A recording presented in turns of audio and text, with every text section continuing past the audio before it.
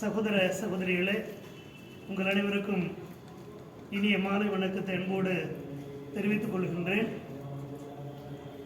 உண்மையை சொல்லப்போனால் இந்த நியமனத்திற்கு நான் தகுதி அற்றவன் என்றாலும் கடவுளுடைய மீது வைத்திருக்கின்ற ஆழமான நம்பிக்கையினாலும் அவருடைய உதவியையும் நம்பி, அன்னை மரியாளுடைய பரிந்துரையும் நம்பி, இங்கிருக்கின்ற அருமையான தந்தையர்கள், இருபால் துறவியர், பொதுமக்கள் அனைவருடைய ஒத்துழைப்பையும் நம்பி திருத்தந்தை அவருடைய முடிவிற்கு எனது சம்மதத்தை தெரிவித்தேன்.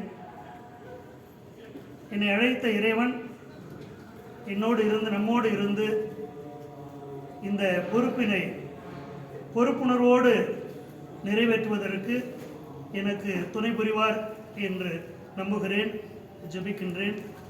இந்த நியமனத்தை ஒரு பெரிய பதவியாகவோ பெருமையாகவோ நான் உண்மையிலே கருதவில்லை.